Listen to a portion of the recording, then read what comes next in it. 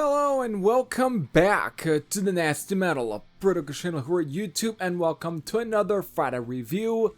Today I am reviewing the second full-length album from Italian heavy metal band Gengis Khan, that is Colder Than Heaven, which was released through Steel Shark Records on January 29th and also January 26th. Now January 26th, which was for at least released digitally. But for, of course, the physical release was on January 29th through Steel Shark Records. So, Gengis Khan, or Gengis Khan, depending on what's the proper way to pronounce the name. Again, all named after the very historic conqueror in all of war to begin with, and all of history. Still, these guys, again, are based out of Italy. They are from Italy, and they were, again, from the location of Bologna, Emilia, Romagna. I fucked all that up. Again, that would be the city that they're from, and that's actually the same city where Hyperion, another Italian band who I just recently reviewed their album from last year on this channel. So, that's where they're from, and again, they were formed in 2012, and their debut full-length album, which was titled Gengis Khan Was a Rocker, and it was released in 2013, and then released an EP in 2019, which was just self-titled, and finally, here this year, we are with Colder Than Heaven. So without further ado, let me get into my thoughts on Colder Than Heaven, the second full-length album from Gengis Khan. Let's get into it. Alright, so before I really get into any of my thoughts on this album, or this full-length release, let's do a track listing rundown. So we got about 7 songs here, and it all clocks in at 34 minutes and 23 seconds. So, these 7 songs are No Surrender, the title track, He's the King, Reinventing the Fire, Time to Kill, Taken by Force, and then finally, War in the Fields. So there's your 7 songs. So, I guess right from the bat, right from the get-go here, I'm going to tell you this is, again, a very solid heavy metal album. Again, very modern, but still, and again, it's very similar, though, in style and to the last album that I reviewed, which was on, which came out Wednesday, which was for the Generation Steel album, The Eagle Will Rise. It's very similar in sound. Even though these guys are based out of Italy, there is a little bit of a German metal sound going on here. So it's still very much in the same vein as like the most recent stuff from either like Saxon or Primal Fear or Judas Priest and maybe Halloween and Blind Guardian or Gravedigger, you know, at least early Blind Guardian, you know, or Scanner. It's very much similar in that vein, and I might make some similar comparisons to maybe Strana, Fisna, or Ancelotti, which are all formed from at least Bud Ancelotti.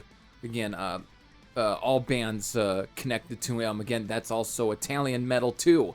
So it's still within there. It's still straight up good, you know, at least modern. But yet it's still very much classic sounding traditional heavy metal. I mean, it kicks off with No Surrender, which is what an album like of this caliber is supposed to at least kick off with. Something that again has that real nice pacing to it. It's a little fast, it's upbeat, it's got a little bit of that double bass going on. It's it's a very upbeat, very fast rocker. And again, it's what you're supposed to open up an album with. Again, it's to give the listener a great sort of head start.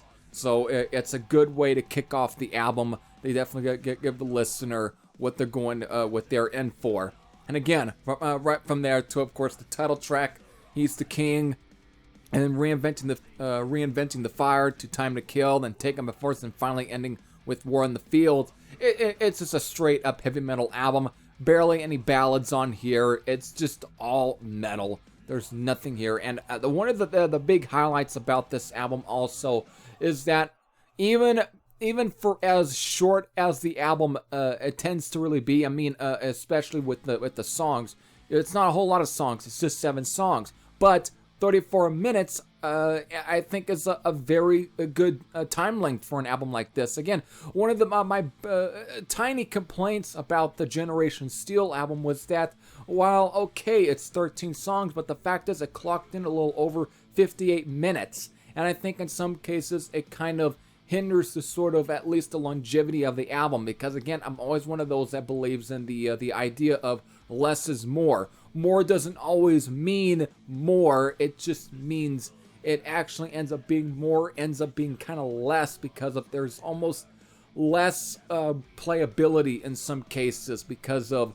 again, it's pretty long, so it takes up quite a bit of time, and after it, you almost want to at least kind of give the album more of a rest, because of, with a lot of people, especially with me, when you're throwing on an album, you want to almost want to listen to the album instantly after it's done. I mean, the minute it hits that last song and it's over, you want to at least be able to want to listen to it again after it. But the fact is, when an album is at 58 minutes, it kind of takes away a little bit of that sort of feeling. It kind of takes away that kind of charm in some cases. But with an album like this, and this is a fine album, really, it's a pretty good album, and it's almost on the same caliber as the Generation Steel album. But the thing is, this one, at least it's 34 minutes, and when it's done, you want to you actually have more room to want to listen to this one again, because again, those 58 minutes should be at least taken for listening to an album 2 times or 3 times. It should be, depending at least of how long your album is. You want to be able to have that sort of at least time to really take to want to listen to it again and again. So so the one thing that's actually one of the big positives for this album from Gengis Khan, again, for Colder Than Heaven. So they did something pretty good here. They did something right. Again, less is more, and they did a good job.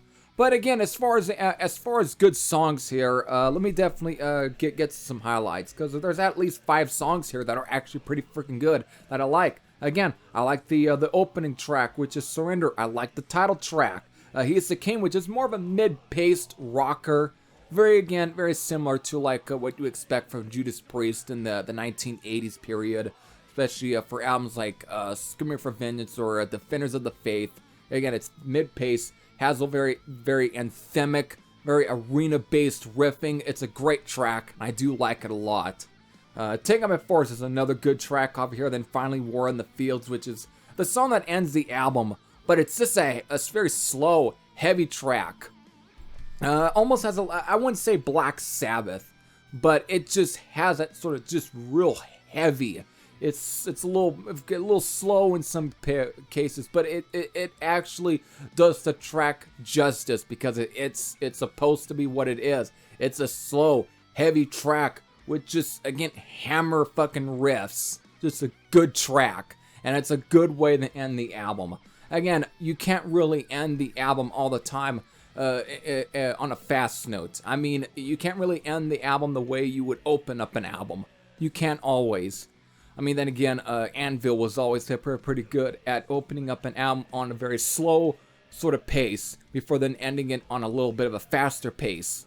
So, but some bands like this don't always do that, and in some cases it actually works in that case too. It works for them. So, again, this is a solid album, and they just say, there's really nothing bad here that I can say. It's just a very enjoyable metal album made here in 2021. So, there you go. There is my review for Colder Than Heaven, the second album from Gengis Khan. So my rating, it's a 8.20 out of 10. I think this, again, bumping up the rating again for this one. Again, it's got some good highs. It's really not that different from what Generation Steel put out, but it's still a fine album. I still like it. There's just nothing here that I don't really find that's a negative. Everything's fine. It's a good second album. I know I haven't checked out their first album, but if it's as good as this, again, I'll probably end up enjoying that one too. So at that, if you haven't heard this album or not really familiar with these guys, again, it's a solid album. But if you are familiar with these guys and have heard this album, definitely leave your comments or your thoughts in the comments section below. So with that, I hope all of you enjoyed this Heavy Thrash Shed, saying that I'm out. And I'll see you all later. Take care, everyone.